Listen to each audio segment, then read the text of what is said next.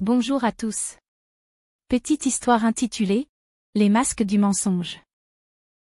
Chapitre 2 « Le masque se fissure ». Les jours qui suivirent furent marqués par un malaise grandissant. Marc, habituellement sûr de ses intuitions, observait chaque geste de la jeune femme avec une méfiance croissante.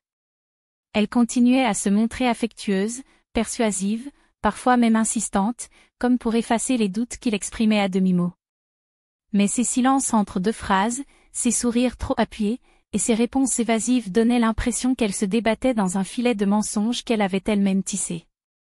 Marc notait tout mentalement, les noms qu'elle inventait, les anecdotes qui changeaient selon l'humeur, les papiers au cachet douteux.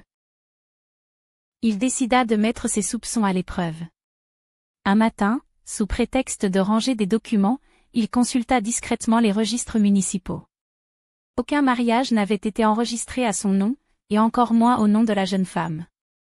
Plus troublant encore, un certificat de grossesse prétendument validé par un médecin de la ville s'avéra introuvable. La secrétaire de la clinique, surprise par ces questions, affirma qu'aucun document de ce genre n'existait dans leurs archives. Ce constat glaça Marc, les preuves de la supercherie s'accumulaient. Lorsqu'il revint chez lui, il retrouva la jeune femme installée confortablement dans le salon, un dossier ouvert devant elle.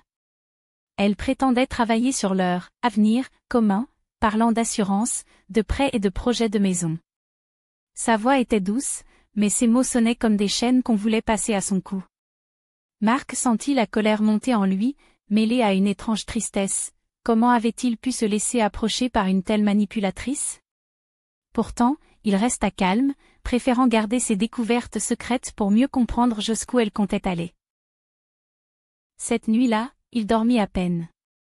Chaque document qu'il avait vu défilait dans son esprit comme des pièces d'un puzzle sinistre. Derrière les faux tampons, derrière les promesses de bonheur, il percevait un plan plus vaste, comme si la jeune femme n'agissait pas seule. Des murmures, des allusions à une aide extérieure qu'elle avait parfois laissé échapper, lui revinrent à l'esprit. Et Marc comprit que ce n'était pas seulement son intégrité qui était menacée, quelqu'un, quelque part, tirait les ficelles dans l'ombre.